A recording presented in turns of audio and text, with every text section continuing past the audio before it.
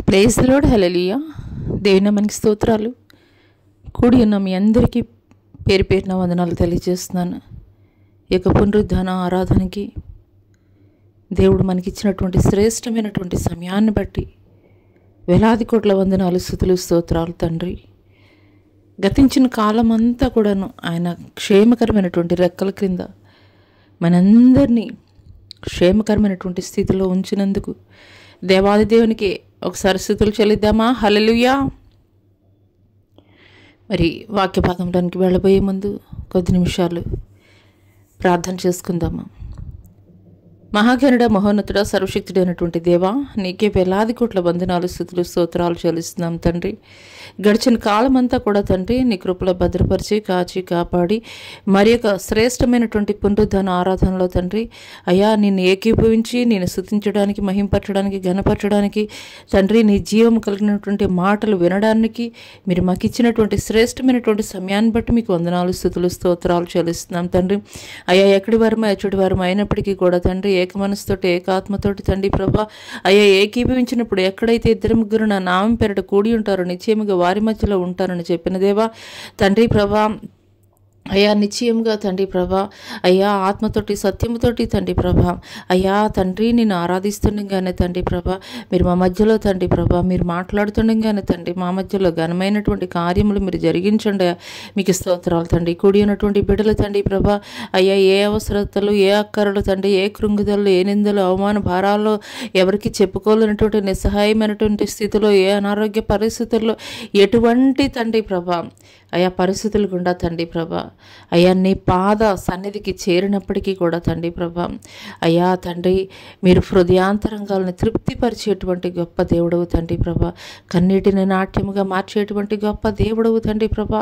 దుఃఖ దినములను సమాప్తం చేయగలిగినటువంటి శక్తిమంతుడైనటువంటి దేవుడవు నాయన నా తండ్రి. మీకు స్తోత్రాలు. అయ్యా లోకంలో ఏ ఒక్కరు మాట్లాడినా తండ్రి ప్రభా అయ్యా మాకు ఆదరణ నెమ్మది కలగదు కానీ తండ్రి జీవము కలిగినటువంటి మీ మాటలు తండ్రి ప్రభా అయ్యా ఈ యొక్క ఉదయకాల సమయంలో నాయన నా తండ్రి కూడిన ప్రతి బిడ్డతో నాతో కూడా మీరే మాట్లాడి మీ నామానికి సమస్త మహిమ ఘనత అయా తెలియజేస్తూ నజరుడైన యేసు అతి పుణ్య పరిశుద్ధ నామములో అడిగి వేడుకొనుచున్నాం ప్రియ పరలోకపు తండ్రి.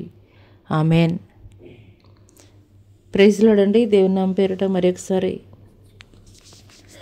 మీ అందరికీ దేవుని నామం పేరిట వందనాలు తెలియజేస్తున్నాను. హల్లెలూయా. దేవుని యొక్క కృపా కనికరముల ద్వారా మీరు మీ కుటుంబాలు క్షేమకరమైనటువంటి స్థితిలో దేవుడు క్షేమంగా ఉంచారని నేనైతే నమ్ముచున్నాను. హల్లెలూయా. మరి ఇంకా ఎంత మాత్రం ఆలస్యం జరిగించకుండా పరిశుద్ధ గ్రంథంలోని యెషయా గ్రంథము 60వ అధ్యాయము 22వ వచనం చూసుకుందామండి.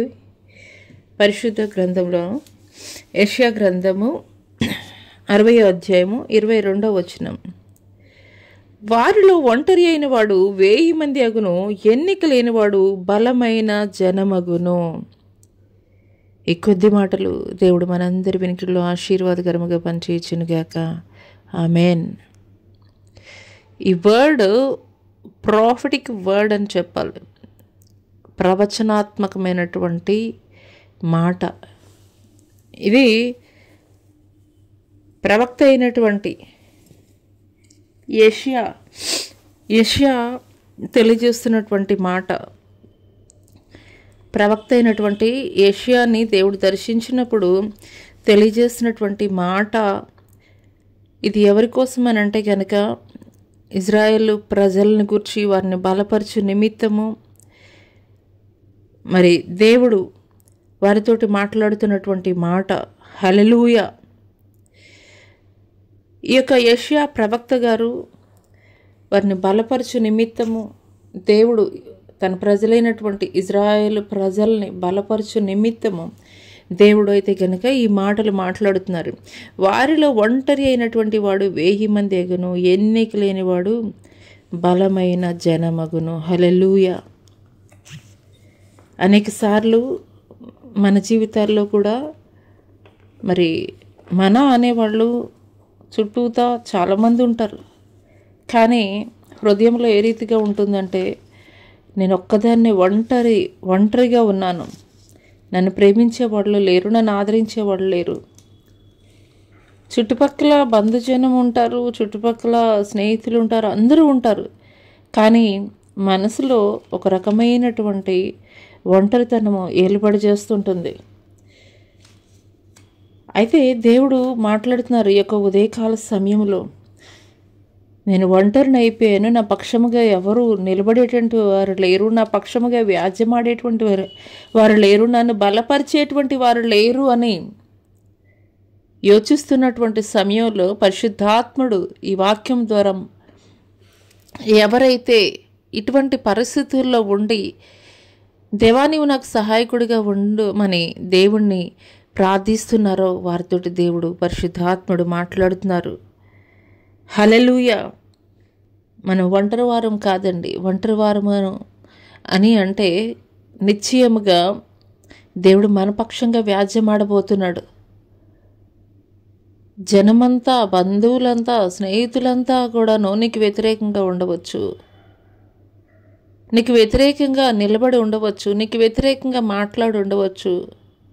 కానీ నువ్వు దేవుని పక్షముగా నువ్వు నిలబడినప్పుడు, నేను ఒంటరిగా ఉన్నా కానీ పర్వాలేదు, నేను దేవుని పక్షంగా నిలబడాలి, దేవుని కొరకు నేను యథార్థత కలిగి నేను నిలబడాలని నువ్వు దేవుని పక్షంగా నిలబడినప్పుడు నీ పక్షముగా దేవుడు నిలబడేటువంటి వాడిగా ఉంటాడు. హల్లెలూయా. అందుకోసమే దేవుడు మరి యథార్థవంతుల యొక్క ప్రార్థన, వినయ మనసు కలిగినటువంటి వారు చేసేటువంటి ప్రార్థనని ఆలకించడానికి దేవుడు మరి ఆ యొక్క పరలోకం నుండి దిగి వచ్చేటువంటి వాడిగా ఉంటాడు. వారి ప్రార్థనలకి జవాబిచ్చేటువంటి వాడిగా ఉంటాడు. హల్లెలూయా. అందుకోసమే దేవుడు తెలియజేస్తున్నటువంటి మాట మత్తయి సువార్త 6వ అధ్యాయం 6వ వచనంలో, నువ్వు ప్రార్థన చేయనప్పుడు నీ గదిలోనికి వెళ్ళి తలుపు వేసి రహస్యమందు నీ తండ్రికి ప్రార్థన చేయుము, అప్పుడు రహస్యమందు చూసి నీ తండ్రి నీకు ప్రతిఫలమిచ్చును. మందిరంలో ప్రార్థన చేస్తాము, లేదంటే సహవాసంగా కూడుకున్నప్పుడు ప్రార్థన చేస్తాము. కానీ దేవుడు ఈ యొక్క ఉదయకాల సమయంలో మాట్లాడుతున్నది ఏంటంటే గనక ఏకాంత ప్రార్థన అనేది చాలా ముఖ్యమైనది. ఏకాంత ప్రార్థన అనేది చాలా ముఖ్యమైనది.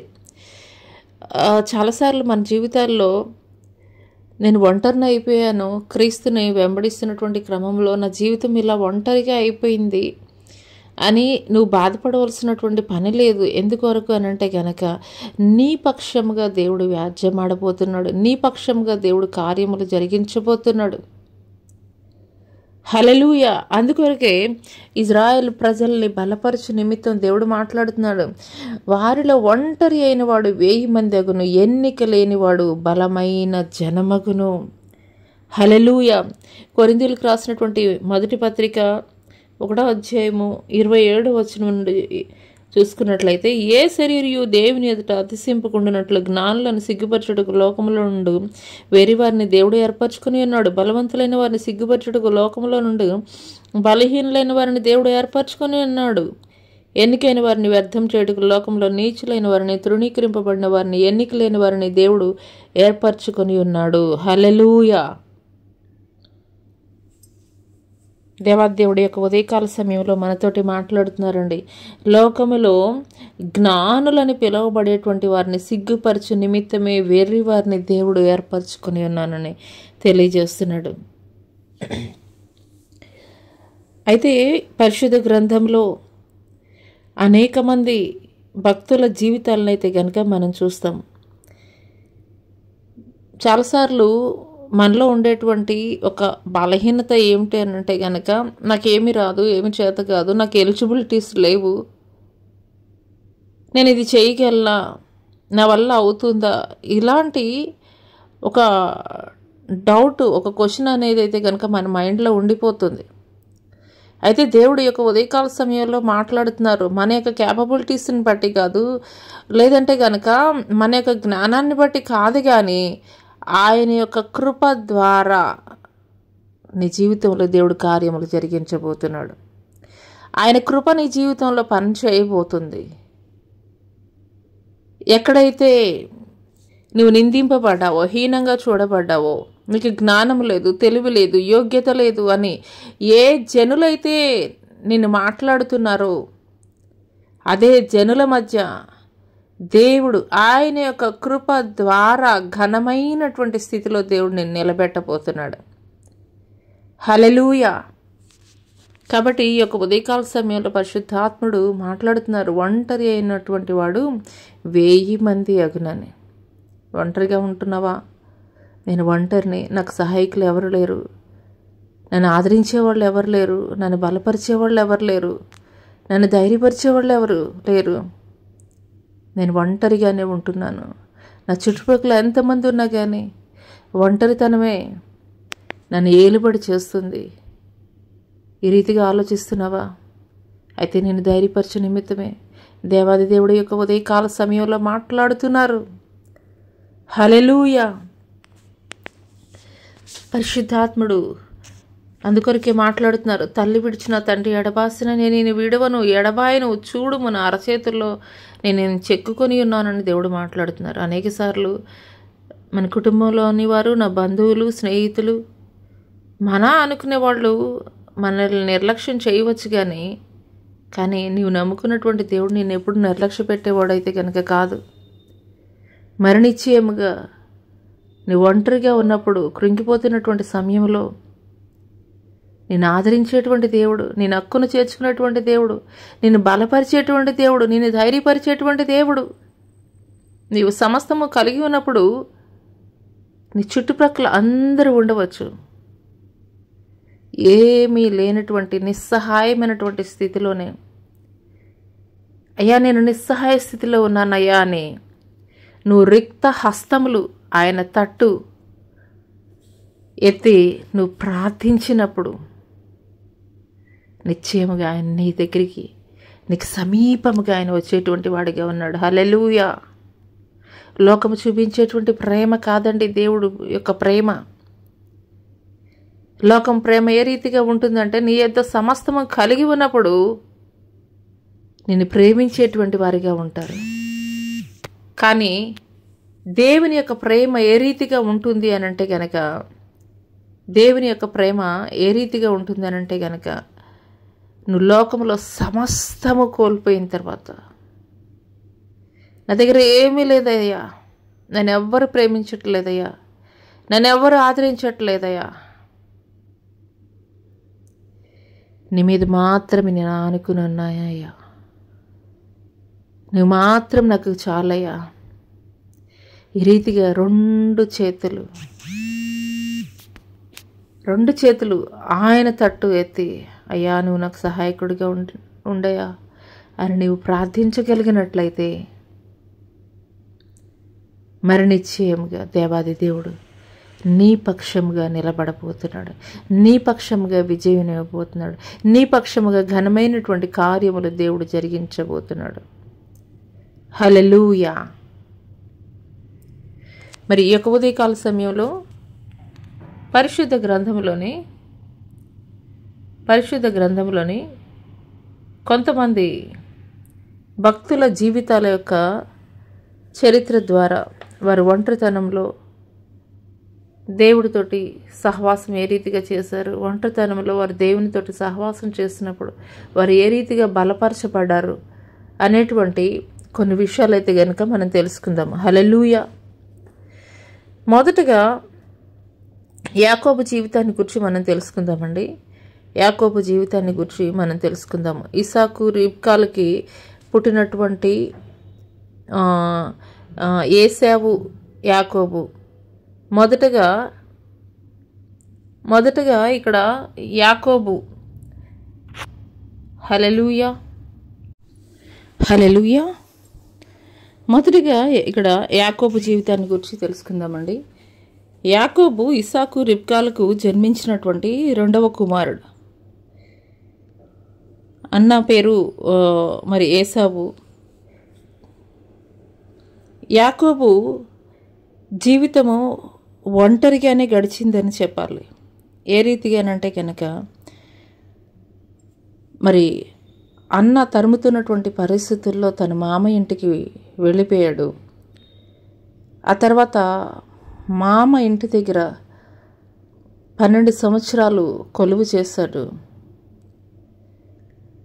ఆ తర్వాత మరలా తిరిగి తన గృహానికి తిరిగి వస్తున్నటువంటి క్రమంలో దాసదాసీలు తను సంపాదించినటువంటి సమస్తాన్ని కూడాను తను సంపాదించిన సమస్తాన్ని కూడా తీసుకొని వస్తున్నటువంటి క్రమంలో ఒక వార్త అయితే గనక యాకోబుకి తెలిసింది. అది ఏమిటంటే తన అన్న అయినటువంటి ఏసావు తనని చంపడానికి వస్తున్నారనే వార్తని తెలుసుకున్నటువంటి యాకోబు మరి ఎబ్బేకు రేవు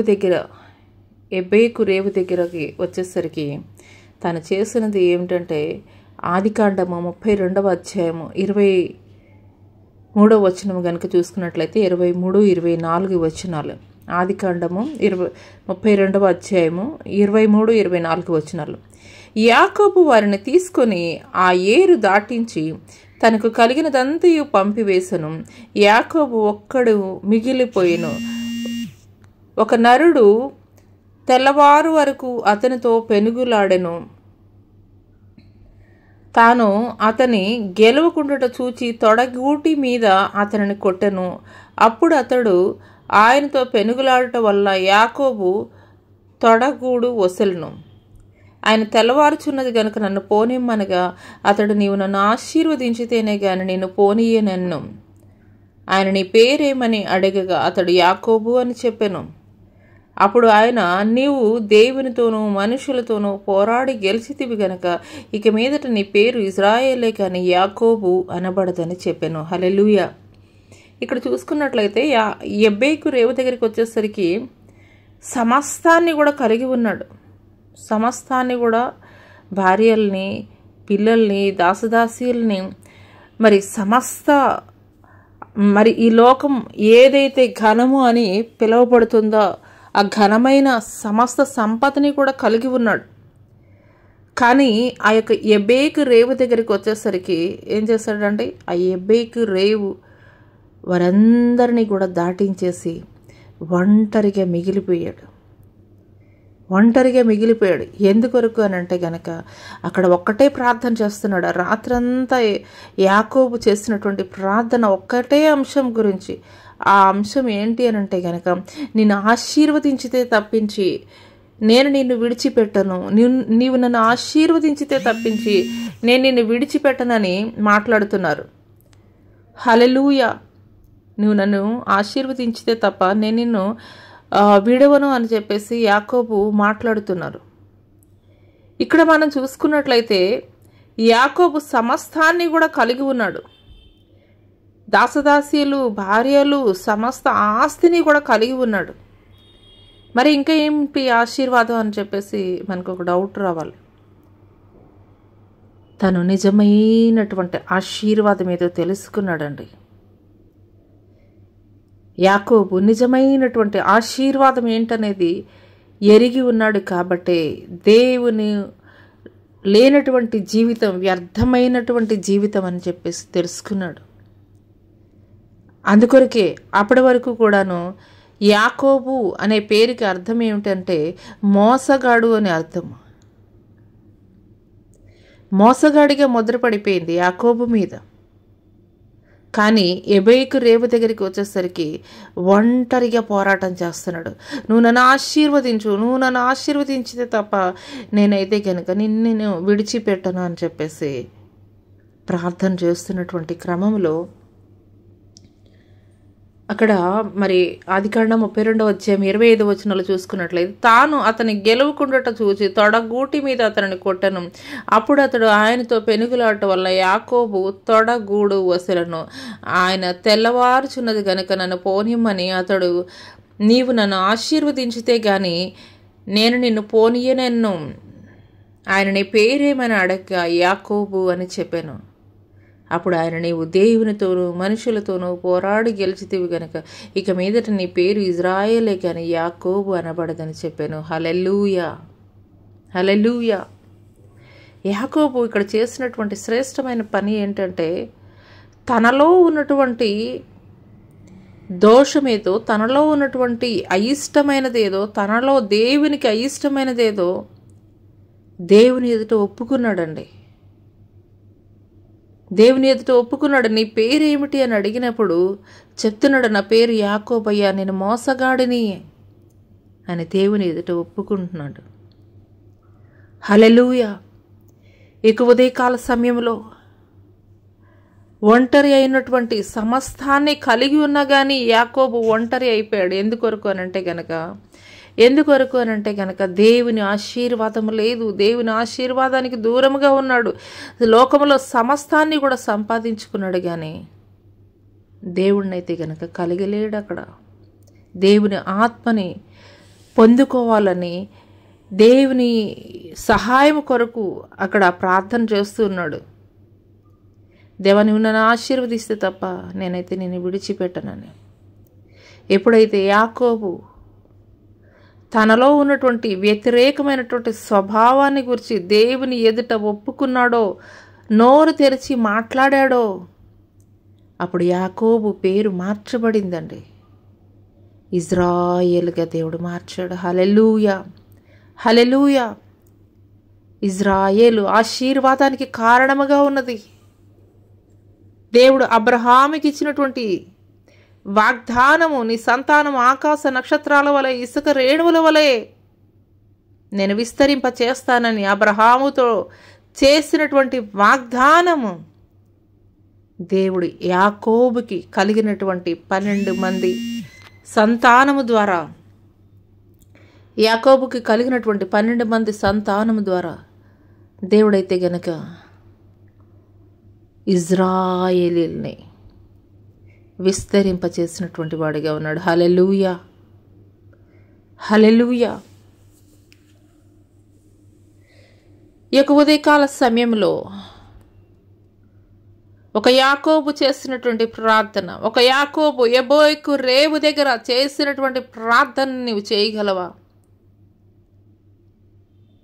యాకోబు ఒంటరిగా చేసినటువంటి ప్రార్థన, యాకోబు తనలో దేవునికి అయిష్టమైనవి సమస్తాన్ని కూడాను దేవుని ఎదుట ఒప్పుకొని దేవుని యొక్క ఆశీర్వాదాన్ని పొందుకున్నాడు. ఒక యాకోబు ద్వారానే సమస్త వంశములు కూడాను, 12 గోత్రములు కూడాను ఒక యాకోబు, అబ్రహాముకి ఇచ్చినటువంటి ఆశీర్వాదం యాకోబు ద్వారా నెరవేర్చబడింది. ఈ ఉదయకాల సమయంలో పరిశుద్ధాత్ముడు మాట్లాడుతున్నారు. నీ కుటుంబం ఆశీర్వదించబడాలంటే, నీ బిడ్డలు ఆశీర్వదించబడాలంటే, ఒకటి, నువ్వు ఒంటరిగా దేవునితోటి సమయం గడపాలి. రెండవది, ఒంటరిగా దేవునితోటి సమయం గడపడం మాత్రమే కాదు, నీలో దేవునికి అయిష్టమైన ప్రతి ఒక్కదాన్ని కూడా దేవుని ఎదుట ఒప్పుకోవాలి. నోటితోటి పలికి దేవుని ఎదుట ఒప్పుకున్నప్పుడు ఒక యాకోబుని దేవుడు ఏ రీతిగా ఇజ్రాయేలుగా మార్చాడో, ఆశీర్వాదానికి కారణముగా ఉంచాడో, అదే రీతిగా దేవుడు నీ కుటుంబాన్ని కూడా ఆశీర్వదించబోతున్నాడు. నీ బిడ్డలను ఒక ఉన్నతమైనటువంటి స్థితిలో దేవుడు నిలబెట్టబోతున్నాడు. హల్లెలూయా. నేడు ఇజ్రాయేలు ప్రాంతము యాకోబు యొక్క సంతతి, ఇజ్రాయేలు ప్రాంతము, ఇజ్రాయేలు దేశము ఎందుకు ప్రపంచానికి తలమానికంగా ఉన్నది అనంటే గనక దేవుడు ఆ యొక్క దేశమునకు అబ్రహాముకి ఇచ్చినటువంటి వాగ్దానాన్ని నెరవేర్చు నిమిత్తమే ఆ ప్రజలకి, ఆ దేశానికి దేవుడు తోడై ఉన్నాడు. కాబట్టి వారు చేయించున్నటువంటి ప్రతి పనిలోనూ, ప్రయత్నంలోనూ, అన్ని విషయాల్లో కూడా దేవుడు మొదటి స్థానంలో దేవుడు వారిని నిలబెట్టాడు. హల్లెలూయా. ప్రపంచ దేశాల్లో అతి చిన్న దేశముగా ఉన్నది, కానీ ప్రపంచ దేశముల యొక్క పరిజ్ఞానములో ఇజ్రాయేలే మొదటి స్థానంలో ఉన్నది అని చెప్పడంలో ఏమాత్రము కూడాను అనుమానం లేదు. హల్లెలూయా.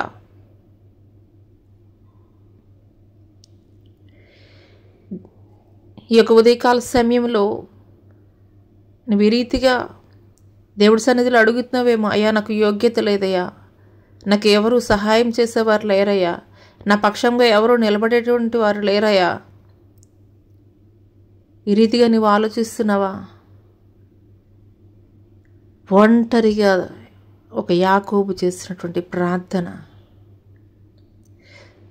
చంపాలని వస్తున్నటువంటి అతని అన్న యొక్క మనసును కూడా మార్చేస్తాడు దేవుడు. ఎవరైతే దేవునికి ఇష్టలుగా ఉంటారో వారి శత్రువులను కూడా దేవుడు ఏం చేస్తాడంటే మిత్రులుగా మార్చేస్తాడు. ఊరక నిలిచి ఉండి చూడుడి దేవుడు చేసేటువంటి గొప్ప కార్యాలని దేవుడు మాట్లాడుతున్నారు. నువ్వు చేయవలసింది ఒకటే, దేవుని సన్నిధిలో ఒంటరిగా ఏకాంతంగా దేవునితోటి గడపడం. రెండవది, యాకోబు జీవితం ద్వారా దేవుడు మనకి నేర్పిస్తున్నది, ఆయనకి అయిష్టమైనవి ప్రతి ఒక్కటి కూడాను మనం ఆయన సన్నిధిలో నోటితోటి ఒప్పుకునేటువంటి వారముగా ఉన్నప్పుడు దేవుడు నిశ్చయముగా ఉన్నతమైనటువంటి స్థితిలో దేవుడు నిలబెట్టబోతున్నాడు. హల్లెలూయా. రెండవ వ్యక్తి ఎవరనంటే మోషే యొక్క జీవితం. మోషే యొక్క జీవితం. హల్లెలూయా. మరి మోషే చిన్నవాడిగా ఉన్నప్పుడే మరి నైల్ నదిలో మరి తన యొక్క తల్లి వదిలివేసినప్పుడు ఫరో యొక్క కుమార్తె మోషేని మరి పెంచుకున్నటువంటి పరిస్థితుల్లో ఆ యొక్క ఫరో మనవుడిగా 40 సంవత్సరాలు మోషే పెరిగినటువంటి వాడిగా ఉన్నాడు. సమస్త విద్యల్ని కూడాను అక్కడ మరి నేర్చుకున్నటువంటి వాడిగా ఉన్నాడు. అటువంటి క్రమంలో ఒకానొక సమయంలో మరి హెబ్రీని మరి ఒక ఐగుప్తీయుడు చంపుతున్నటువంటి వారిద్దరి మధ్య గొడవ జరుగుతున్నటువంటి క్రమంలో ఆ యొక్క ఐగుప్తీయుడిని ఈ యొక్క మోషే చంపి మరి అక్కడ పూడ్చినట్లుగా అయితే కనుక మనం చూస్తాం, లేఖనాల్లో తెలియజేయబడుతుంది. అటువంటి క్రమంలో ఒకానొక సమయంలో మరలా మరి ఇద్దరు వ్యక్తులు గొడవ పడుతున్నటువంటి క్రమంలో మోషే వారి మధ్యలోనికి వెళ్ళినప్పుడు వారు మాట్లాడతారు, నువ్వేమన్నా మాకు తీర్పరివా, నువ్వేమన్నా మాకు నాయకుడివా, నీవు ఆ యొక్క ఐగుప్తుని చంపిన రీతిగా మమ్మల్ని కూడా చంపాలనుకుంటున్నావా అని వారు మాట్లాడినప్పుడు మరి మోషే అయితే కనుక ఆ యొక్క ఐగుప్తు దేశము నుండి వెళ్ళిపోయి తన మామ అయినటువంటి యిత్రో మందని మేపుచు అక్కడ గొర్రెల కాపరిగా ఉంటున్నటువంటి వాడిగా ఉన్నాడు. హల్లెలూయా. మరి మిద్యాను అరణ్యంలో అతను గొర్రెలు కాస్తున్నటువంటి క్రమంలో నిర్గమాకాండము 3వ అధ్యాయము 1వ వచనంలో కనుక మనం చూసుకున్నట్లయితే, మోషే మిద్యాను యాజకుడైన యిత్రో అను తన మామ మందను మేపుచు ఆ మందను అరణ్యమునకు అవతలకు తోలుకొని దేవుని పర్వతమైన హోరేబుకు వచ్చెను. ఒక పొద నడిమిని అగ్ని జ్వాలలో యెహోవా దూత అతనికి ప్రత్యక్షమయ్యను. అతడు చూచినప్పుడు అగ్ని వలన ఆ పొద మండుచుండెను, కానీ పొద కాలిపోలేదు. హల్లెలూయా. ఇక్కడ మొట్టమొదటిగా దేవుడు మోషేని దర్శించింది ఎక్కడ అనంటే గనక హోరేబు పర్వతం దగ్గర మండుచున్నటువంటి పొద ద్వారా దేవుడు మోషేతోటి మాట్లాడుతున్నారు. ఏమిటి ఇంత పొద మండిపోతుంది కానీ ఆ పొద అయితే కనుక కాలిపోవడం లేదు, ఏంటి వింత చూద్దామని వెళుతున్నటువంటి క్రమంలో దేవుడు చెప్తున్నాడు, ఇది పరిశుద్ధమైనటువంటి స్థలం, మోషే నీ చెప్పులు విడిచి రమ్మని చెప్పేసి దేవుడు తెలియజేసినటువంటి వాడిగా ఉన్నాడు. మరి మోషేతోటి దేవుడు మాట్లాడుతున్నాడు. నిర్గమాకాండము 3వ అధ్యాయము 10వ వచనంలో కనుక మనం చూసుకున్నట్లయితే, కాగా రమ్ము నిన్ను ఫరో యొద్దకు పంపెదను, ఇశ్రాయేలులైన నా ప్రజలను నీవు ఐగుప్తులో నుండి తోడుకొని పోవలను. అప్పుడు మోషే, ప్రభువా, ఇంతకు మునుపైనను నీవు నీ దాసునితోటి మాట్లాడినప్పటి నుండి అయినను నేను మాట నేర్పరిని కాను, నేను నోటి మాంద్యము నాలుక మాంద్యము గలవాడినని యెహోవాతో చెప్పగా,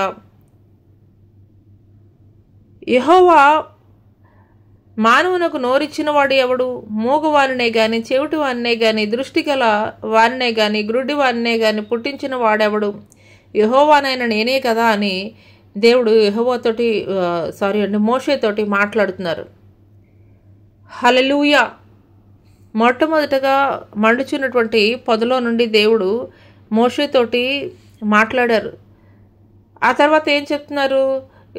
ఇజ్రాయేలీలు ఐగుప్తులో వారు పడినటువంటి శ్రమని నేను చూశాను, వారి కొరకు నేను దిగి వచ్చాను, కాబట్టి నీవైతే కనుక వారికి నాయకుడిగా వారిని కనాను ప్రాంతానికి నువ్వు నడిపించాలని దేవుడు తెలియజేసినప్పుడు మోషే మాట్లాడుతున్నాడు, అయ్యా నేను నోటి మాంద్యం కలిగిన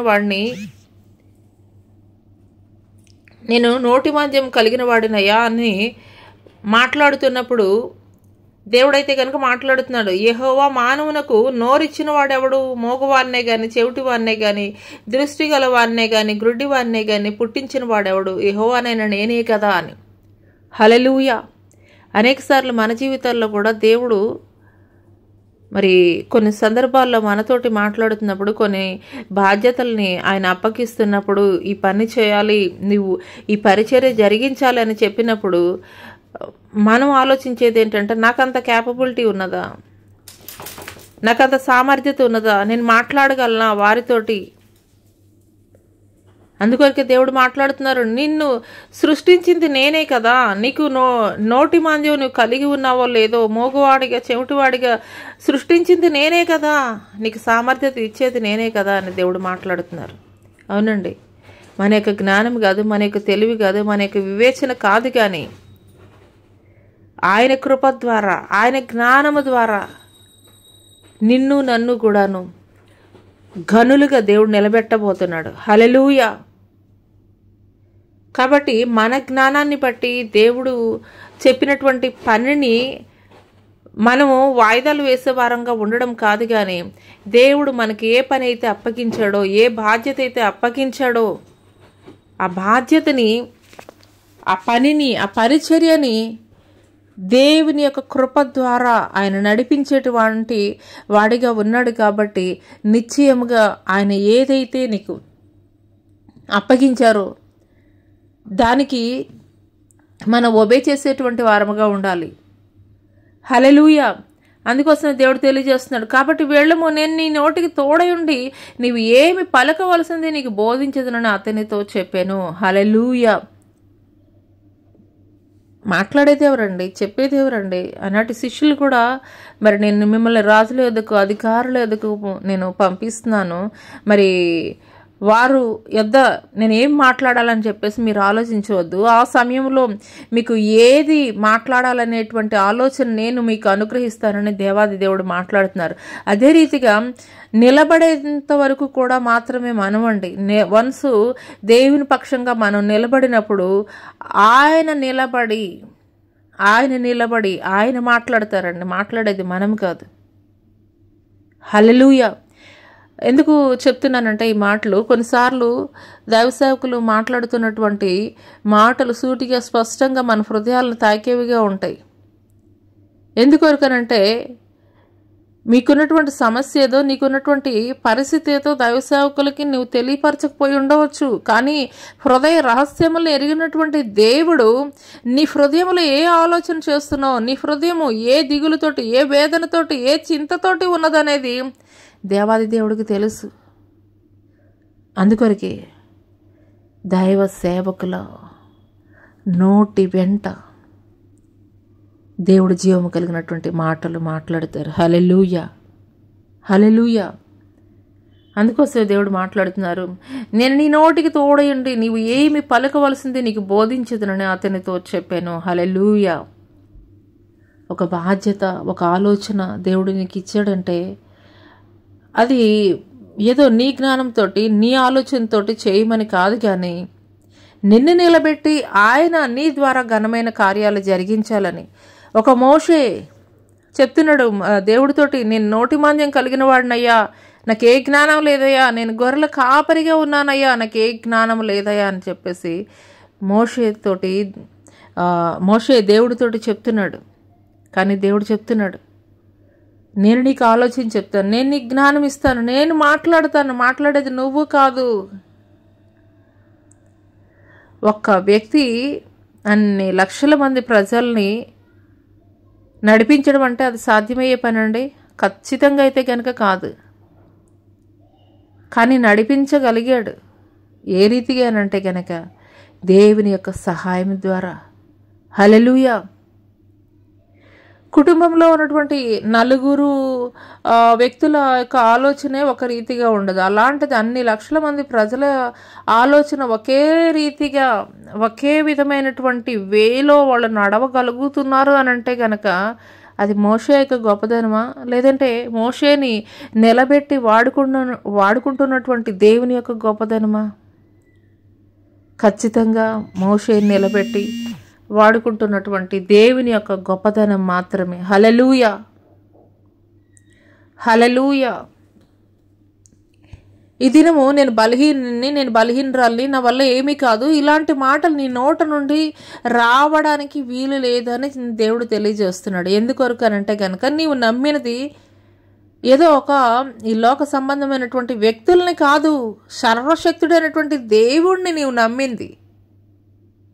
అందుకొరకే ఒకానొక సమయంలో ఇజ్రాయేలీ ప్రజలు మేము మాంసం తినాలని చెప్పి అడిగినప్పుడు మోషే దేవుడితోటి తెలియజేసి మరలా దేవునికి సలహా ఇస్తుంటాడు.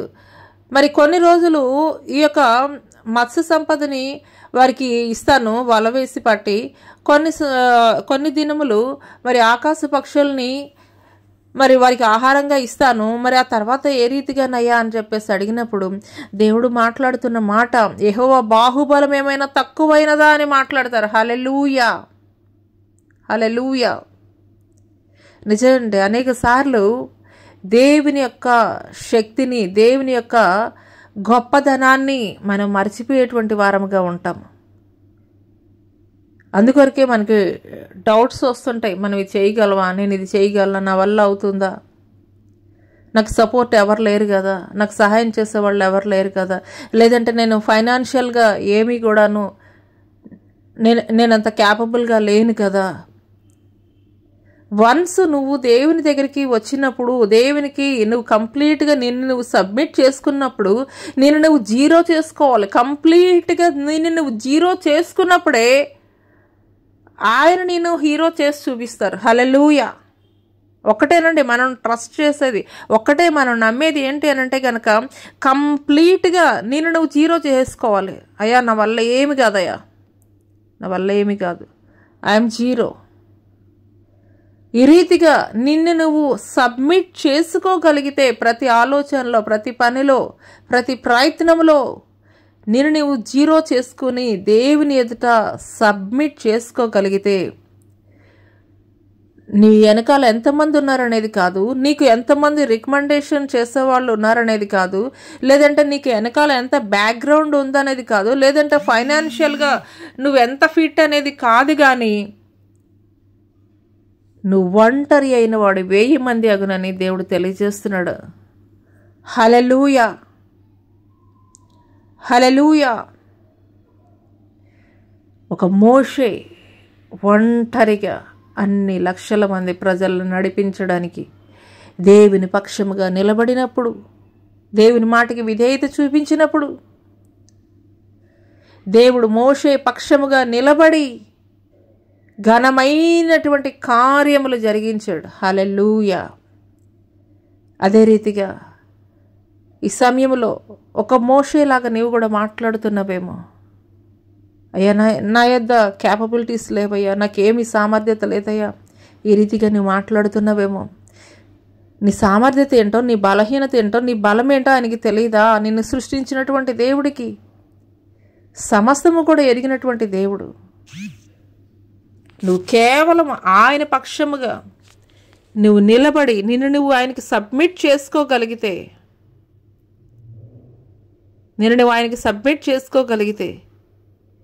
నిన్ను ఘనముగా దేవుడు నిలబెట్టబోతున్నాడు. హల్లెలూయా. మరి మూడో వ్యక్తి ఎవరు అనంటే కనుక దావీదు. హల్లెలూయా.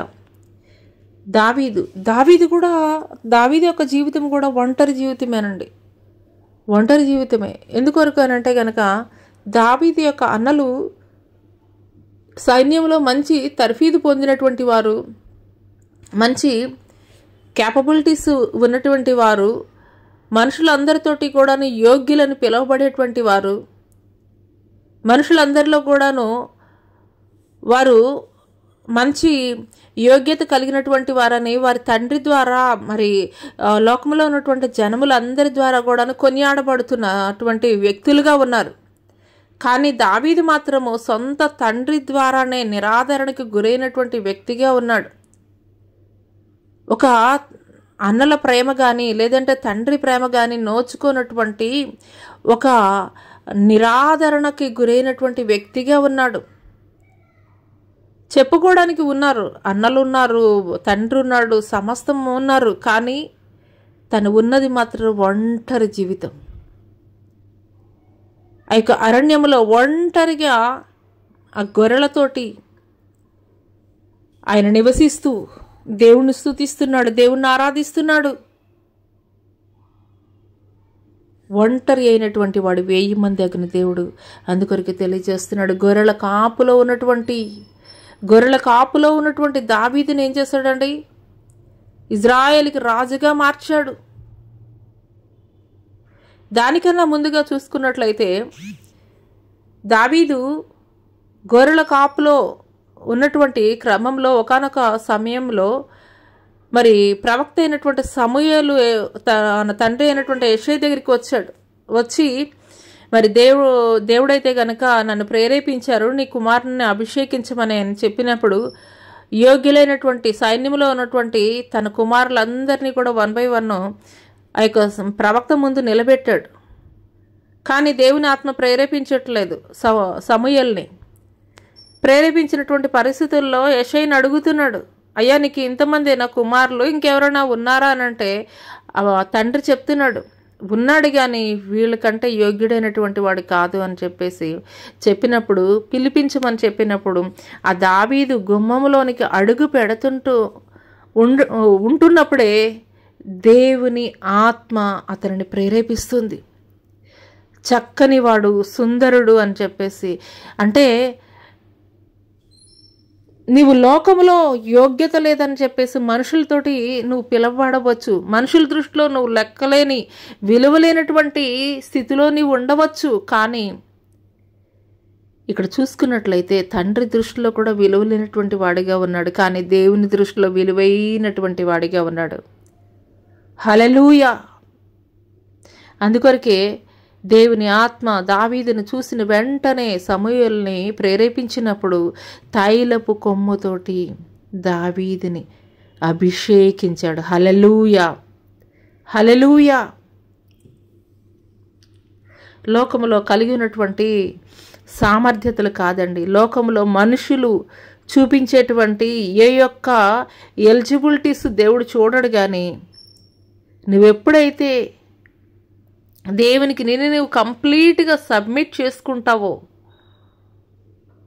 సమస్తాన్ని కూడాను ప్రక్కన పెట్టేసి, దేవా నువ్వు మాత్రం నాకు కావాలయ్యా, నువ్వు మాత్రం నా పక్షాన ఉంటే చాలయ్యా, నువ్వు మాత్రం నాకు తోడుంటే చాలయ్యా, ఈ రీతిగా నువ్వు ప్రార్థించగలుగుతున్నావా? అయితే యెషయా కుమారులందరినీ పక్కన పెట్టి దావీదుని ఏ రీతిగా అభిషేకించాడో, ఒంటరిగా ఉన్నటువంటి దావీదుని, అదే రీతిగా దేవుడు నీ పక్షముగా కూడా నిలబడబోతున్నాడు. దేవుడు నిన్ను కూడా అభిషేకించబోతున్నాడు. హల్లెలూయా. అదే రీతిగా వీళ్ళు సామర్థ్యత ఉన్నటువంటి ఈ యొక్క అన్నలు 40 దినాలు కూడాను గొల్యాతు సవాలు విసురుతున్నటువంటి క్రమంలో ఎవరు కూడాను ఎదురు నిలబడలేనటువంటి పరిస్థితి. కానీ అటువంటి పరిస్థితుల్లో వచ్చాడండి ఈ యొక్క దావీదు తన అన్నలకి భోజనం ఇవ్వడానికి. అయితే వారు చెప్తున్నారు, ఈ యొక్క 6 మూరల జానుడు ఎత్తి కలిగినటువంటి ఈ యొక్క గొల్యాతుని ఎదిరించలేకపోతున్నారనేటువంటి విషయాన్ని ఎప్పుడైతే తెలుసుకున్నాడో దావీదు వెంటనే ఒక మాట మాట్లాడుతున్నాడు.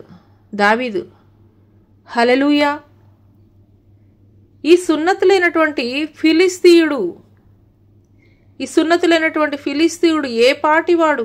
ఈ సున్నతి లేనటువంటి ఫిలిస్తీయుడు ఏ పాటివాడు? నేనైతే నా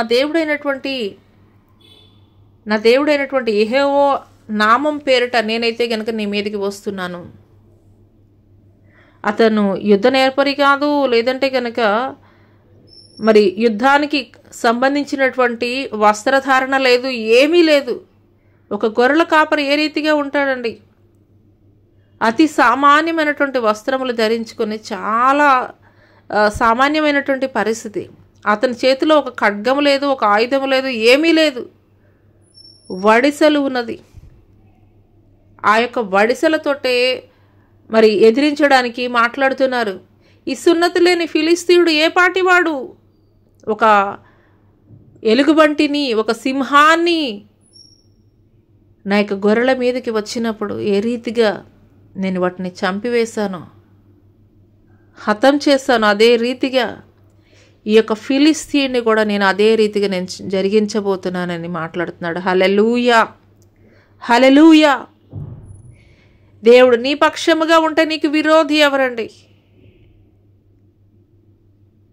నీకు విరోధముగా ఉండేటువంటి వారి పక్షముగా 1000 మంది ఉండొచ్చు, 10,000 మంది ఉండొచ్చు సపోర్ట్ చేసేవాళ్ళు. కానీ నీ పక్షముగా నువ్వు ఒంటరిగానే నువ్వు ఉండవచ్చు, కానీ నీ పక్షముగా సైన్యములకు అధిపతి అయినటువంటి యెహోవా నీ పక్షముగా ఉన్నాడు. హల్లెలూయా. ఆనాటి దావీదు 16 సంవత్సరాల వయసు కలిగినటువంటి చిన్న బిడ్డ. కానీ ఎప్పుడైతే దేవుని నామము పేరిట ఒడిసెల రాయితోటి కొట్టాడో వెంటనే అతను మరణించినట్లు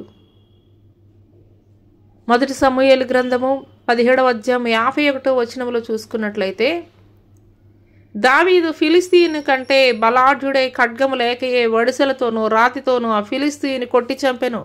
వాడు బోర్లా పడగా దావీదు పరిగెత్తుకుని పోయి ఫిలిస్తీయుని మీద నిలుచుండి వాని కత్తి వరదూసి దానితో వాన్ని చంపి వాని తలను తెగవేసెను. ఫిలిస్తీయులు తమ శూరుడు చచ్చుట చూచి పారిపోయిరి. హల్లెలూయా.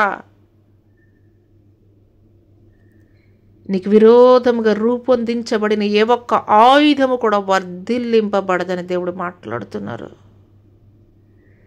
నిపక్షముగా సపోర్ట్ చేసేవాళ్ళు ఎవరు లేకపోవచ్చు, నిపక్షంగా నిలబడేటువంటి వారు ఎవరు లేకపోవచ్చు, కానీ నీ పక్షముగా సైన్యములకు అధిపతి అయినటువంటి యెహోవా నీ పక్షముగా ఉన్నాడు. ఆనాడు దావీదు పక్షముగా నిలబడి ఏ రీతిగా ఘనమైనటువంటి కార్యము జరిగించారో, యుద్ధ నేర్పరితనం కలిగినటువంటి వారి యొక్క అన్నలని ప్రక్కన పెట్టి గొర్రెల కాపరిగా ఉన్నటువంటి దావీదుని ఏ రీతిగా ఘనమైనటువంటి స్థితిలో ఘనమైనటువంటి కార్యములు జరిగించే నిమిత్తము దేవుడు వాడుకున్నాడు. నీ శక్తి నీ సామర్థ్యాలు కాదు, కానీ దేవుడు పక్షంగా నువ్వు ఎప్పుడైతే నిలబడతావో దేవుడు నీ పక్షంగా నిలబడబోతున్నాడు. దేవుడి పక్షంగా నువ్వు నిలబడినట్లయితే నీ పక్షంగా దేవుడు నిలబడి ఘనమైనటువంటి శూర కార్యములు జనులు ఆశ్చర్యపోయే రీతిలో దేవుడు జరిగించబోతున్నాడు. హల్లెలూయా. అందుకొరకే ఒకానొక సమయంలో సౌలు రాజు తరుముతున్నటువంటి క్రమంలో దావీదు పక్షంగా ఉండినటువంటి వారందరినీ కూడాను వారి యొక్క భార్యల్ని మరి సిక్లగు ప్రాంతానికి వచ్చినప్పుడు తీసుకుని వెళ్ళిపోయినప్పుడు వారందరైతే కనుక ఒకప్పుడు దావీదు యొక్క సహాయం పొందుకున్నటువంటి వారే, దావీదు ప్రక్కన ఉన్నటువంటి వారే, కానీ అక్కడ ప్రతికూలమైనటువంటి పరిస్థితులు ఎదురైనప్పుడు ఏం చేస్తున్నారండి వాళ్ళు? దావీదుని రాళ్లతోటి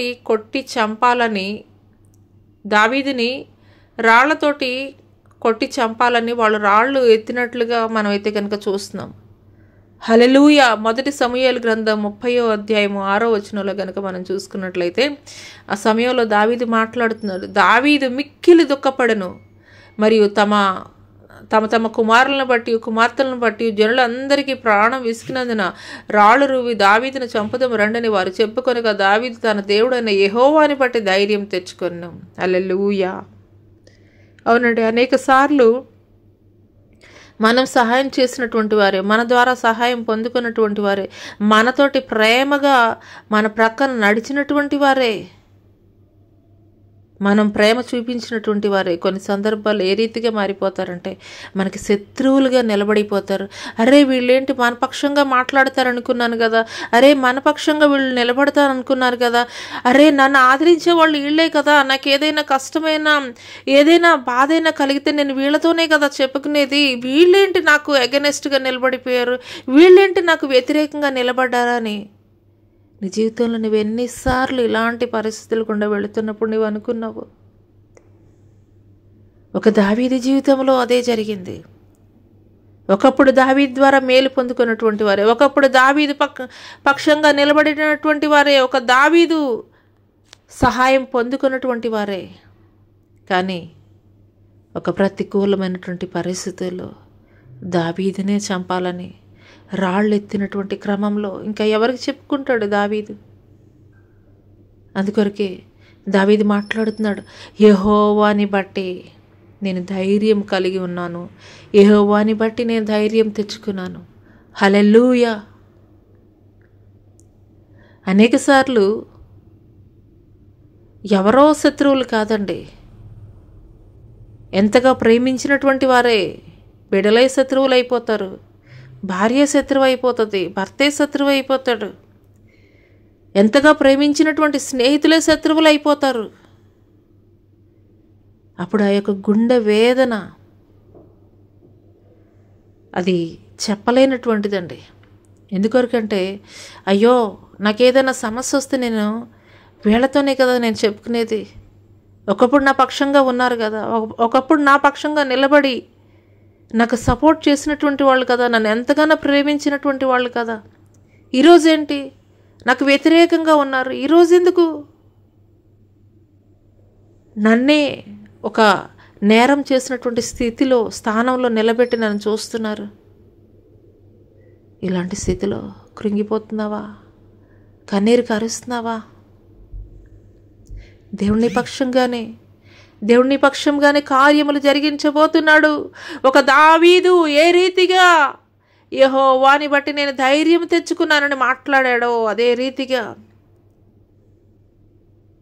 నీ చుట్టుపక్కల ఉన్నటువంటి వారు నిన్ను విడిచిపెట్టచ్చు, నీకు వ్యతిరేకంగా ఉండవచ్చు, నీ మీద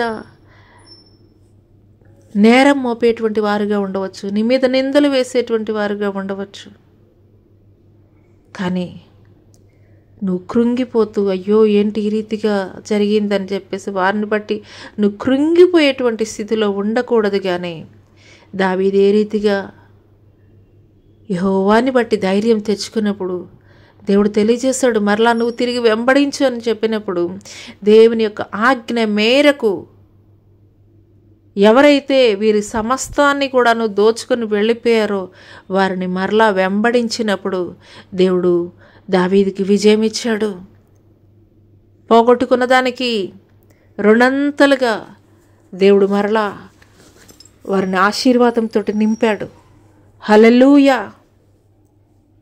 కృంగిపోయినటువంటి పరిస్థితుల్లో నిందలు అవమాన భారాలతోటి వెళుతున్నటువంటి పరిస్థితుల్లో నువ్వు చూడవలసింది నిందింపబడినటువంటి నీవు నిందించినటువంటి వారి వైపు కాదు, నిందలు వేసినటువంటి వారి వైపు కాదు, నీకు వ్యతిరేకంగా నిలబడినటువంటి వారు అయ్యో ఎందుకు ఈ రీతిగా ఉన్నారని వారి వైపు కాదు. కానీ నీ దృష్టి ఉండవలసింది ఒక దావీదు ఏ రీతిగా యెహోవాని బట్టి ధైర్యం తెచ్చుకున్నప్పుడు పోగొట్టుకున్న దానికి రెండంతలుగా ఏ రీతిగా ఆశీర్వాదం పొందుకున్నాడో అదే రీతిగా నువ్వు దేవుని తట్టు తిరిగి ధైర్యం తెచ్చుకున్నప్పుడు, ధైర్యం కలిగి ఉన్నప్పుడు నిశ్చయముగా రెండంతల ఆశీర్వాదాన్ని దేవునికి ఇవ్వబోతున్నాడు. హల్లెలూయా. మరి మూడో వ్యక్తి గురించి మనం చూద్దామండి ఒకసారి. హల్లెలూయా.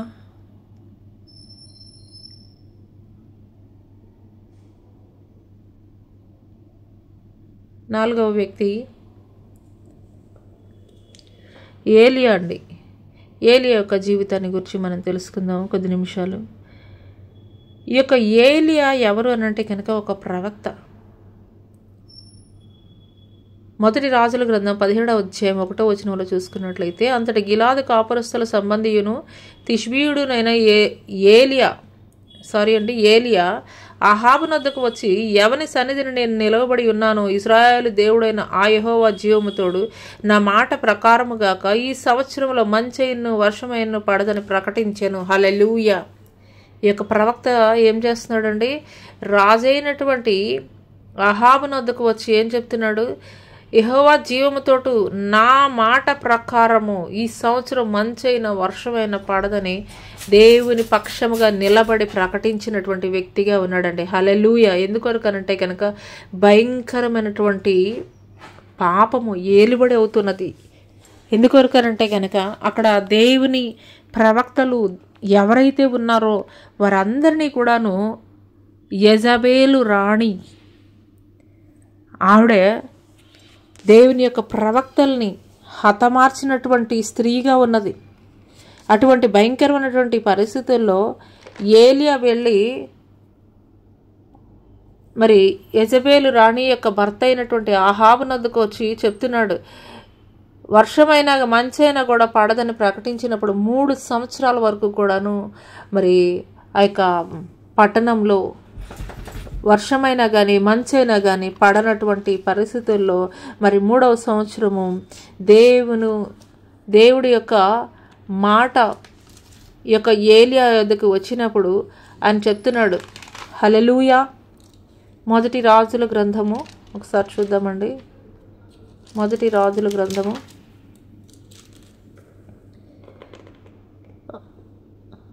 18వ అధ్యాయం 1వ వచనం చూసుకున్నట్లయితే, అనేక దినములైన తర్వాత 3వ సంవత్సరం మందు యెహోవా వాక్కు ఏలియాకు ప్రత్యక్షమై, నేను భూమి మీద వర్షము కురిపించబోచున్నాను, నీ వెళ్ళి అహాబును దర్శించుమని సెలవీయగా అహాబు దర్శించుటకై ఏలియా వెళ్ళిపోయాను. హల్లెలూయా. 3 సంవత్సరాలు వర్షం లేదండి. వర్షం లేకపోతే ఎంత భయంకరమైనటువంటి కరువు ఉంటుంది. వర్షం పడకపోతే పంటలు పండేది ఉండదు. పంటలు పండకపోతే తినడానికి తిండి ఉండదు. కానీ అటువంటి పరిస్థితుల్లో కూడా ఒంటరిగా ఉన్నటువంటి ఏలియాని పోషించడానికి కెరీతు వాగ దగ్గర కాకుల ద్వారా దేవుడు పోషించాడు. అక్కడ కంప్లీట్ అయిపోయిన తర్వాత సారేపతి విధవరాలను ఆశీర్వదించు నిమిత్తము దేవుడు ఏలియాని సారేపతి విధవరాలు ఇంటికి పంపించాడు. ఆ కరువు దినములు అన్ని దినములు కూడాను మరి ఏలియా వెళ్ళినప్పుడు ఆ యొక్క సారేపతి విధవరాలు ఇంట్లో మరి 1-2 అప్పాలు వేసుకోవడానికి పిండి నూనె మాత్రమే ఉన్నది. కానీ ఏలియా ఎప్పుడైతే దైవసేవకుడికి మొట్టమొదటగా వేసిన అప్పము తీసుకుని వచ్చే ఆ యొక్క సారేపతి విధవరాలు ఇచ్చినదో మరి దేవుని యొక్క ఆశీర్వాదం ఆ కుటుంబం మీద నిలిచి ఆ యొక్క కరువు దినములు అన్నిటా కూడాను మరి దేవుడైతే గనక వారికి సమృద్ధిని ఇచ్చినటువంటి వాడిగా ఉన్నాడు. హల్లెలూయా.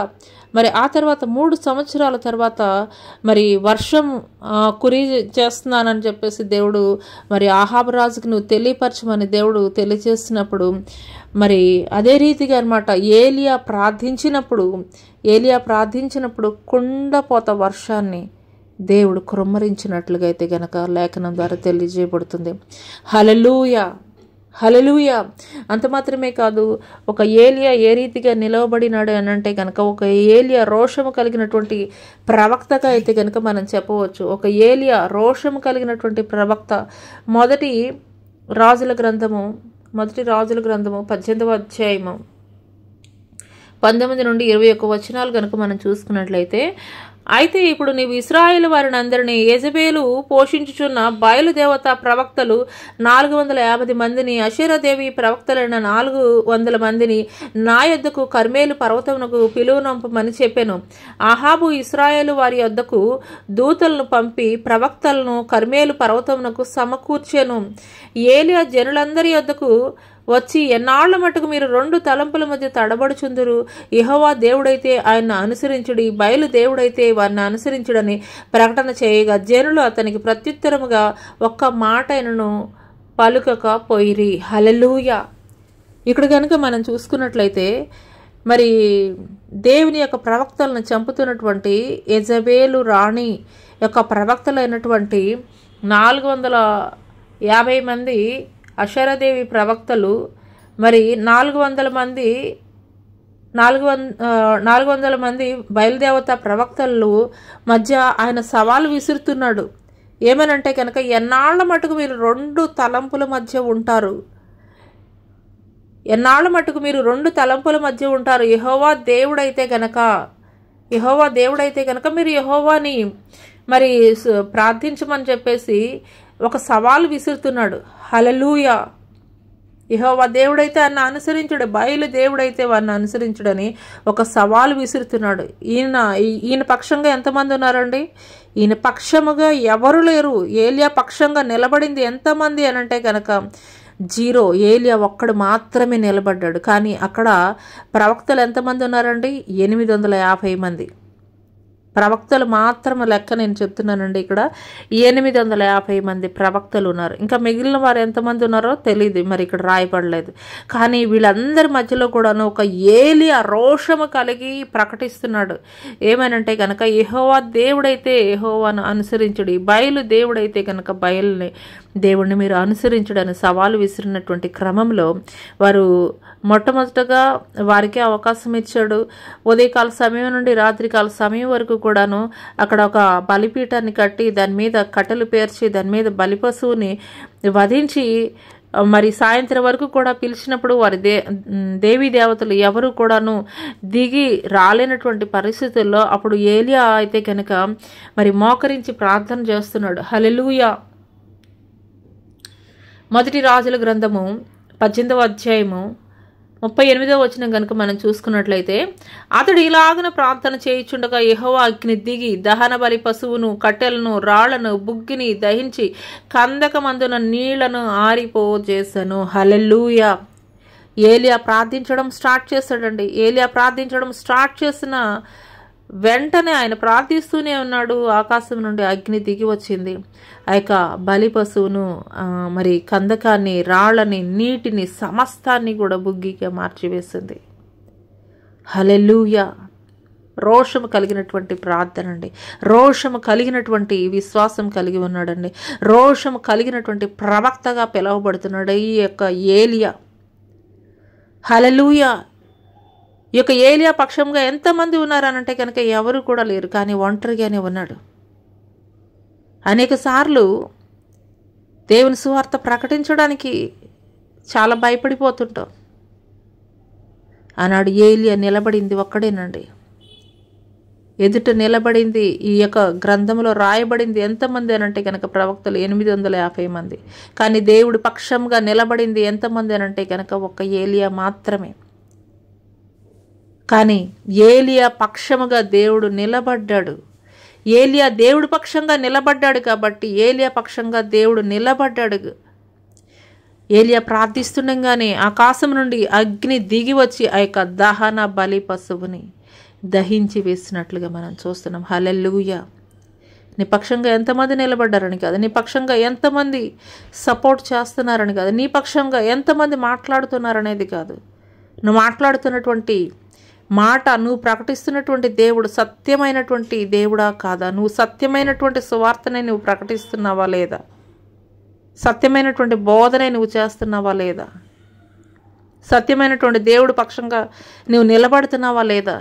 ఇదే చూస్తున్నాడు దేవుడు. నువ్వు నిజముగా దేవుని పక్షంగా నిలబడితే దేవుడు నీ పక్షముగా నిలబడి ఘనమైనటువంటి కార్యములు జరిగించబోతున్నాడు. హల్లెలూయా. మరి ఆ తర్వాత 5వ వ్యక్తి గురించి మనం తెలుసుకుందామండి. 5వ వ్యక్తి అపోస్తలులకు రాసినటువంటి గ్రంథము అపోస్తల కార్యం 10వ అధ్యాయం 9వ వచనం పేతురుడు కూర్చున్నటువంటి మాట. మరునాడు వారు ప్రయాణమైపోయి పట్టణమునకు సమీపించినప్పుడు పగలు ఇంచుమించు 12 గంటలకు పేతురు ప్రార్థన చేయుటకు మిద్దె మీదకి ఎక్కెను. పేతురు తనకు కలిగిన దర్శనమేమైనా ఉండునో అని తనలో తాను తనకు ఎటుతోచక ఉండగా కొర్నేలి పంపిన మనుషులు సీమోను ఇల్లు ఏదని విచారించి తెలుసుకొని వాకిట నిలిచి ఇంటి వారిని పిలిచెను. పేతురు ఆ దర్శనమును గూర్చి యోచించుకొనుచుండగా ఆత్మ, ఇదిగో 3 మనుషులు నేను వెదుకుచున్నారు, నీవు లేచి క్రిందికి దిగి సందేహింపక వారితో కూడా వెళ్ళుము, నేను వారిని పంపి ఉన్నానని అతనితో చెప్పాను. హల్లెలూయా. ఇక్కడ చూసుకున్నట్లయితే పేతురు ఒకానొక సమయంలో తను భోజనం చేయడానికి ముందు ఇంట్లో వారు భోజనం తయారు చేస్తున్నటువంటి సమయంలో మరి మిద్దె మీద ప్రార్థన చేస్తున్నటువంటి సమయంలో అతను ఒక దర్శనం చూశాడు. ఏమిటనంటే కనుక 4 చెంగులు కలిగినటువంటి ఒక వస్త్రము అతని యొద్దకి రావడం, అందులో చతుష్పాద జంతువులు పాకేటువంటి పురుగులు అన్నీ కూడాను అందులో ఉన్నాయి. అయితే ఒక స్వరం వినిపిస్తుంది, ఏంటంటే నువ్వు వాటిని తినమని చెప్పేసి తెలియజేస్తున్నప్పుడు మరి పేతురు అయితే మాట్లాడుతున్నాడు ఆ యొక్క దర్శనంలోనే, ఇవి నిషిద్ధమైనటువంటి వాటిని నేను ఏ రీతిగా తినాలి అని చెప్పేసి మరి ఆ యొక్క పేతురు మాట్లాడుతున్నప్పుడు మరి దేవుడు ఆశీర్వదించిన దాన్ని మరి నువ్వు నిషిద్ధమని పలకడానికి వీల్లేదని చెప్పేసి దేవుడైతే తెలియజేస్తున్నాడు. మరి ఇది దర్శనము జరిగిపోయిన తర్వాత ఆలోచించుకుంటా ఉన్నాడు పేతురు, ఇది అసలు ఏంటి దర్శనము, ఎందుకు ఈ రీతిగా దేవుడు నాకు దర్శనం చూపించారు అని చెప్పేసి ఆలోచించుకుంటున్నటువంటి క్రమంలోనే అక్కడ ఒక శతాధిపతి అయినటువంటి కొర్నేలి అన్యజనుడు, అతను పంపినటువంటి వ్యక్తులు ఈ యొక్క సీమోన్ అని పిలువబడేటువంటి పేతురు యొద్దకు వచ్చి అడుగుతున్నారు, సీమోను ఎవరు అని చెప్పేసి. సీమోను ఇల్లేదని విచారించి తెలుసుకొని వాకిట నిలిచి ఇంటి వారిని పిలిచి పేతురు పిలిచినప్పుడు మరి పేతురు అయితే కనుక ఆ దర్శనాన్ని గురించి ఆలోచిస్తున్నటువంటి క్రమంలో మరి హోలీ స్పిరిట్ గారు తెలియజేస్తున్నారు, ఆ 3 మనుషులు కూడా వెతుకుతున్నటువంటి వారు నేనే పంపించాను, కాబట్టి నువ్వు సందేహించకుండా వారితో కూడా వెళ్ళుము అని చెప్పేసి దేవుడు ఆత్మ తెలియజేసినప్పుడు అతను వెంటనే అన్నమాట వారితో కూడా వెళ్ళినటువంటి వ్యక్తిగా ఉన్నాడు. హల్లెలూయా. వారితో కూడా వెళ్ళినటువంటి వ్యక్తిగా ఉన్నాడు. ఎక్కడికి వెళ్ళారు అనంటే కనుక కొర్నేలి ఇంటికి వెళ్ళి కొర్నేలి ఎవరు అనంటే గనక అన్యుడు. అంతకు పూర్వం వరకు కూడాను ఈ యొక్క పేతురు కేవలము యూదులకు మాత్రమే దేవుని యొక్క సువార్త ప్రకటించేటువంటి వాడిగా ఉన్నాడు. యూదులకు మాత్రమే సువార్త ప్రకటించేటువంటి వాడిగా ఉన్నాడు. కానీ ఎప్పుడైతే దేవుడు ఆ యొక్క దర్శనాన్ని చూపించారో, దేవుని మాట ప్రకారము ఆ యొక్క కొర్నేలి ఇంటికి వెళ్ళి వారికి సువార్త ప్రకటించినప్పుడు ఆ కుటుంబం అందరూ కూడాను మరి రక్షింపబడినటువంటి వారిగా ఉన్నారు. హల్లెలూయా. అనేక సార్లు ఒంటరిగా చేసేటువంటి ప్రార్థనలో దేవుడు ఎన్నో మర్మయుక్తమైనటువంటి విషయాలు మనకు బయలుపరుస్తారండి. అందుకోసమే ప్రతి విశ్వాసి కూడాను సంఘంలో ప్రార్థన చేయడం కాదు, సహవాసములతోటి ప్రార్థన చేయడం మాత్రమే కాదు, కానీ వ్యక్తిగత ప్రార్థన ఉండాలి, ఏకాంత ప్రార్థన ఉండాలి. ఏకాంత ప్రార్థన ఉన్నప్పుడు దేవుడు నీ యొద్దకు దిగి వస్తాడు. దేవుడు నీ యొద్దకు దిగి వచ్చి ఆయన నీవు ఏదైతే దేవుని సన్నిధిలో నువ్వు ప్రార్థిస్తున్నావో, దేవుణ్ణి అడుగుతున్నావో, నీ ప్రతి ప్రార్థనకి కూడా దేవుడు జవాబిచ్చేటువంటి వాడిగా ఉంటాడు. హల్లెలూయా. అదే రీతిగా ఈ యొక్క పేతురు అన్ని జనులకు కూడా సువార్త ప్రకటించాలనేటువంటి విషయాన్ని ఆ ప్రార్థన చేస్తున్నప్పుడే, ఒంటరిగా ప్రార్థన చేస్తున్నప్పుడే, ఏకాంత ప్రార్థనలోనే దేవుడు తెలియపరిచాడు. అందుకొరకే పేతురు ఆ తర్వాత యూదులకు మాత్రమే కాక అన్ని జనులకు కూడా సువార్త ప్రకటించినటువంటి వాడిగా ఉన్నాడు. హల్లెలూయా. మరి చివరిగా చూసుకున్నట్లయితే యేసుక్రీస్తు వారి యొక్క ఒంటరి ప్రార్థన మత్తయి సువార్త 14వ అధ్యాయము 23వ వచనం కనుక మనం చూసుకున్నట్లయితే, ఆయన ఆ జన సమూహంలో పంపివేసి ప్రార్థన చేయుటకు ఏకాంతంగా కొండ ఎక్కిపోయి సాయంకాలం అయినప్పుడు ఒంటరిగా ఉండెను. హల్లెలూయా. దేవాది దేవుడు 30 సంవత్సరాల వయసులో ఆయన పరిచర్య చేయడం ఆరంభించారు. ఆయన పగలంతా కూడాను అనేక అద్భుతాలు, ఆశ్చర్య కార్యాలు జరిగిస్తూ ఉండేవాడు. కానీ రాత్రికాలం అయ్యే సమయానికి, సాయంకాలం అయ్యే సమయానికి ఆయన కొండ ఎక్కి ఆయన తండ్రితోటి ఏకాంతంగా ప్రార్థన చేసేటువంటి వాడు. హల్లెలూయా. అక్కడ ఆయన బలం పొందుకునేవాడు, అక్కడ ఆయన శక్తి పొందుకునేవాడు. దేవుని కుమారుడైనటువంటి యేసుక్రీస్తు వారికే అంత ప్రార్థన, అంత మరి ప్రార్థన అవసరత ఉన్నప్పుడు మరి నీకు నాకు ఎంత ప్రార్థనా బలం కావాల్సి ఉంటుంది.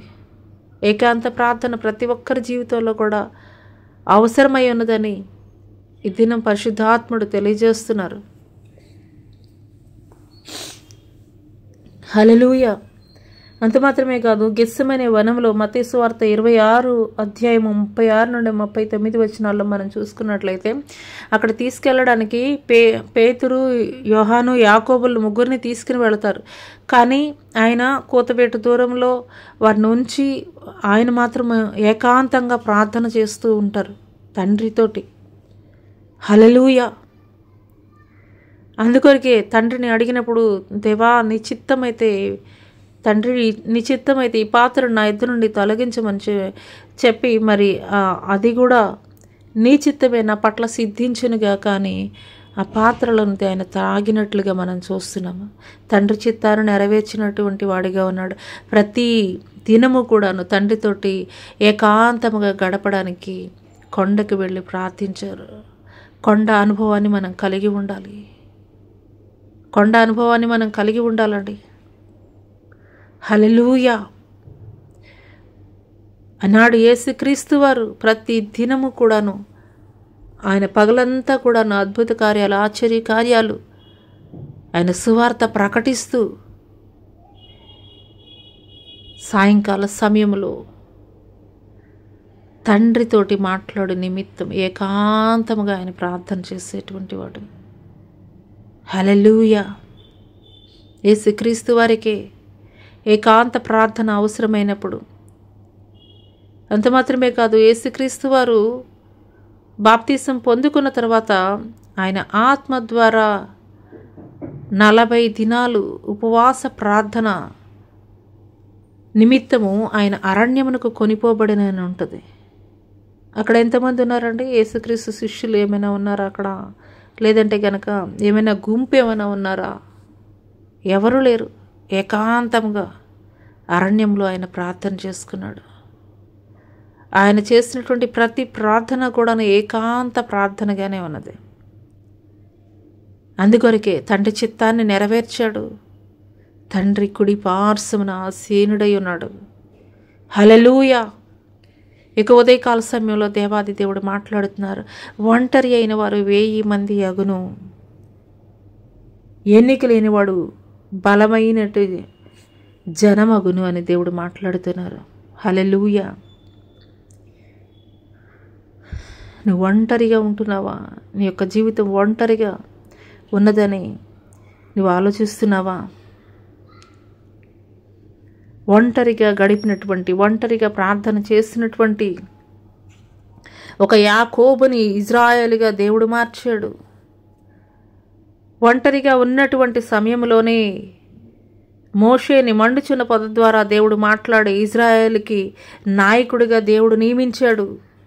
హల్లెలూయా. ఒంటరిగా గొర్రెల కాపరిగా అరణ్యంలో ఉన్నటువంటి దావీదు దేవుడిని స్తుతిస్తూ భక్తి చేస్తున్నటువంటి క్రమంలోనే దావీదు యొక్క భక్తిని చూసినటువంటి దేవుడు తన అన్నలకి దక్కనటువంటి గొప్ప ఆధిక్యతని దేవుడు దావీదుకి ఇచ్చాడు. దావీదుని అభిషేకించాడు. దావీదుని గొర్రెల కాపలో నుండి ఇజ్రాయేలుకి రాజుగా దేవుడు మార్చాడు. అంత మాత్రమే కాదు, ఒక రోషము కలిగినటువంటి ప్రవక్త ఏలియా ఒంటరిగా ఉన్నాడు. 850 మంది ప్రవక్తలు ఉన్నటువంటి ఆ యొక్క కర్మేలు పర్వతం మీద ఏలియా ఒక్కడే దేవుడు పక్షంగా ఉన్నాడు. కానీ ఏలియా దేవుడు పక్షంగా ఉన్నాడు కాబట్టి ఏలియా పక్షంగా దేవుడు నిలబడి ఘనమైనటువంటి కార్యం జరిగించాడు. హల్లెలూయా. అంత మాత్రమే కాదు, ఒక పేతురు ఏకాంత ప్రార్థన చేస్తున్నటువంటి క్రమంలో అంతవరకు యూదులకు మాత్రమే పేతురు సువార్త ప్రకటించేటువంటి వాడిగా ఉన్నాడు. దేవుడు అప్పుడు తెలియజేస్తున్నాడు పేతురికి, అన్యజనులకి కూడా నువ్వు సువార్త ప్రకటించాలని. హల్లెలూయా. అప్పటి నుండి పేతురు యొక్క సువార్త మారిపోయింది.